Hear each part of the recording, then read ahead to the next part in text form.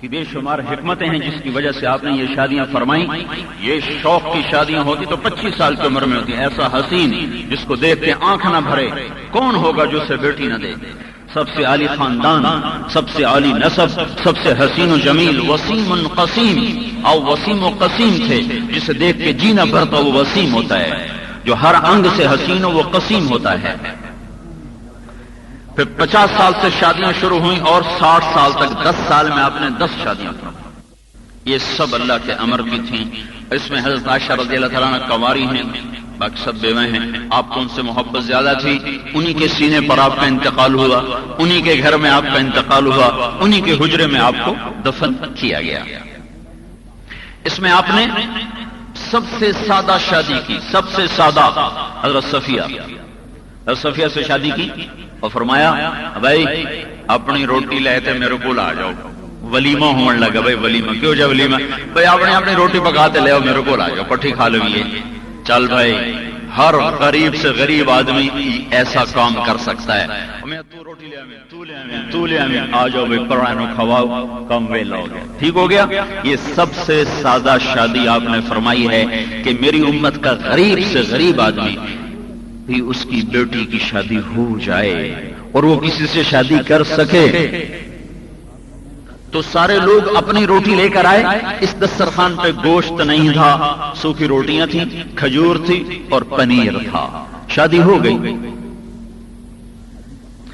آپ نے مہر تھوڑا بھی رکھا، زیادہ بھی رکھا، بہت زیادہ بھی رکھا، درمیانہ بھی رکھا. حضرت صفیہ سے نکاح کیا، ان کو آزاد کرنا مہر رکھا. مہر پیسے کے نہیں تھے، غلام تھی، آزاد کر کے اسی کو مہر بنایا. باقی تمام بیگمات سے جو آپ نے نکاح کیا تو 4 اور 500 درم کے درمیان مہر تھا. 400-500 درم آج کا کوئی وہ بن جاتا ہے، کوئی 20-25 ہزار روپیہ بن جاتا ہے. ام حبیبہ رضی اللہ تعالیٰ عنہ سے نکاح کیا، وہ ابو سفیان کی بیٹی تھی. ابو سفیان بڑے زور میں تھا. ام حبیبہ سے نکاح کی کیا وجہ تھی؟ ابو سفیان کے زور کو توڑنا تھا. اس کے بعد اس کی طاقت ٹوٹ گئی. جب بیٹی چلی گئی تو اس کی مخالفت ختم ہو گئی. تو اس کا نکاح، اس میں جو وکیل بنے تو وہ خالد بن سعید بن عاص رضی اللہ تعالیٰ عنہ بنے، اور حضور کی طرف سے جنہوں نے نکاح پڑھایا وہ نجاشی بادشاہ بنا. تو نجاشی نے پھر اپنی پسند سے 400 دینار مہر رکھا. 400 دینار 180 تولہ بنتا ہے. 180 تولہ 400 دینار. تو اب حساب لگا لو، کوئی میرے خیال میں 2-2.5 لاکھ، 2.25 لاکھ کے ارد گرد میں یہ مہر بنتا ہے. یہ بھی آپ نے رکھا. پھر آپ نے اس کو باقی رکھا، اس کو رد نہیں کیا، تو گویا اس کے جائز ہونے کا راستہ نکل آیا. تو اب اگر کوئی زیادہ مہر رکھتا ہے تو اس کو یہ نہیں کہا جائے تو اتنا مہر کیوں رکھے ہے، اور اگر کوئی تھوڑا رکھتا ہے تو اس کو یہ نہیں کہہ سکتے بھائی تو اتنا مہر تھوڑا کیوں رکھے ہے. سارے طریقے موجود ہیں. حضرت زینب رضی اللہ تعالیٰ عنہ حضرت علی رضی اللہ تعالیٰ عنہ کی سب سے محبوب بیٹی اور حضرت علی کی فصاحت کو وراثت میں لینے والی.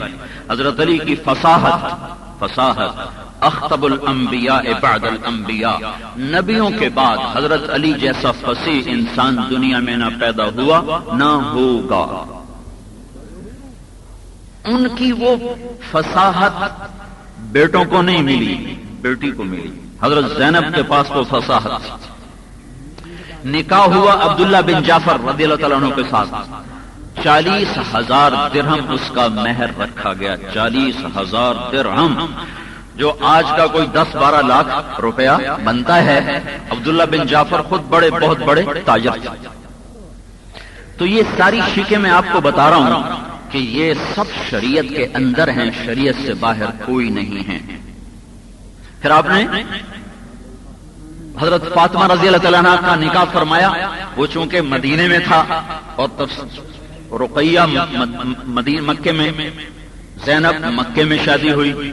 اور پھر جب ام کلثوم کی ہوئی تو وہ ان کی وفات کے بعد ہوئی، تو اس میں بھی کوئی ایسا اہتمام نہیں کیا گیا. حضرت زینب رضی اللہ تعالیٰ عنہ کا ولیمہ آپ نے کیا، بڑا اہتمام کیا، کیونکہ زینب رضی اللہ تعالیٰ عنہ دنیا میں واحد خاتون ہیں، زینب بنت جحش، جن کا نکاح اللہ نے پڑھایا. ابھی ہم نکاح پڑھائیں گے میں پڑھاؤں گا، بچی کی طرف سے ایجاب، لڑکے کی طرف سے قبول، آپ سارے گواہ، اور وہ قانونی طور پر کچھ دو گواہ ادھر دستخط کریں گے، لیکن آپ سارے گواہ ہیں۔ لیکن زینب بنت جہش آپ کی پھوپھی کی بیٹی ہیں، امیمہ بنت عبد المطلب کی بیٹی ہیں۔ امیمہ ہیں بنی ہاشم، لیکن ان کا نکاح ہوا بنو اسد، تو وہ قبیلہ پھر اسدی بن جاتا ہے۔ تو اب وہ جو آپ نے غلام سے نکاح کر دیا زید بن حارثہ سے، تو وہ بنی نہ، طلاق ہو گئی۔ اللہ ایک رسم مٹانا چاہتا ہے کہ منہ بولا بیٹا کوئی نہیں ہوتا، بیٹا وہی ہے جو نسب کا ہو، جو جس کو جب کوئی بیٹا بنا لیتا تھا تو پھر اس پر سارا وراثت بھی چلتی تھی، حقوق بھی چلتے تھے۔ تو اللہ اس کو ختم کرنا چاہتے ہیں کہ نہیں، یہ غلط ہے، بیٹا وہی ہے جو تمہاری پشت سے نکلاؤ، اور بیٹا اعزازی طور پر جس کو مرضی بناؤ، لیکن یہ شریعت صرف اسی بیٹے کے لیے۔ طلاق ہو گئی تو اللہ تعالیٰ نے پیغام بھیجا نکاح کرو۔ اب ہمارے نبی ڈریں کہ میں جو نکاح کر لوں یہ تو سارا عرب اکسی 9 گھر بہا لیں، چونکہ ان کو بیٹا بنایا تھا زید بن حارثہ کو۔ تو آپ نے تردد، کیسے کروں۔ جب آپ نے ابتدا نہیں کی تو ایک دم آپ مسجد میں تشریف فرما تھے، قرآن اترا، فلما قضى زید منها وطرا زوجناکها، جب زید کے طلاق کی عدت پوری ہو گئی تو میں نے تیرا نکاح کر دیا، زینب سے کر دیا۔ تو آپ مسکرا پڑے گا، ہے کوئی زینب کو خوشخبری دینے والا؟ تو ایک خاتون بھاگی گئی تو حضرت زینب کپڑے دھو رہی تھی، کہا زینب مبارک ہو تمہیں، اللہ نے نکاح پڑھ دی۔ تو اسے اس سجدے میں گر گئے اور گلے سے ہار اتارا اور اس کے گلے میں ڈال دیا۔ یہ ایک واحد منفرد ایجاب و قبول رکن ہے، اس کے بغیر نکاح ہوتا نہیں۔ گواہ ضروری ہیں، اس کے بغیر نکاح ہوتا نہیں۔ دو مرد عورت آپس میں کہیں بھئی میں تیرے نال نکاح کر لیا، یہ زنا ہے جب تک گواہ نہ ہوں۔ ایجاب، قبول، مہر، گواہ، پھر وہ نکاح بنتا ہے، ورنہ وہ زنا ہے۔ اور یہاں آسمان سے وحی آئی، میں اس پہ لطیفہ سنایا کرتا ہوں۔ ہمارے میر خان کا ایک نوکر تھا، تو اس کا نکاح ہونے لگا، تو مولوی صاحب بالکل پوچھا، ہاں بھائی فلانے دی تھی تیرے نکاح جی تو قبول کی تھی؟ اس کا کہا جی میں سارے دی صلاح ہوئے۔ تو مولوی صاحب آ کے، یار سارے دی صلاح نالے کم نہیں بڑھنا، یہ تیری صلاح نالے کم بڑھنا۔ پھر اس سے قبول کیا، یہ کہلوایا، اور یہاں کچھ بھی نہیں ہوا۔ تو اللہ تعالیٰ نے اوپر سے نکاح پڑھا، تو اس پر حضرت زینب نے کہا یا رسول اللہ یہ ولیمہ تو میرے ذمہ کر دیں۔ تو آپ نے کہا کرو۔ تو زینب نے گائے ذبح کی، اور میں پڑھا تو نہیں لیکن جو کچھ میں آج تک پڑھ چکا ہوں اس سے میرا اندازہ ہے مدینے کی آبادی 3000 سے 5000 کے درمیان تھی، چھوٹے بڑے بچے بوڑھے مرد عورت، تے جی میں اپنا کھواں کھلڑاں دی مدینے کے چاروں کھو کھلڑ، تو کھواں کھلڑاں دی آبادی رلا تے کو 5000 بندی آئی، آپ نے سب کو روٹی کھلائی۔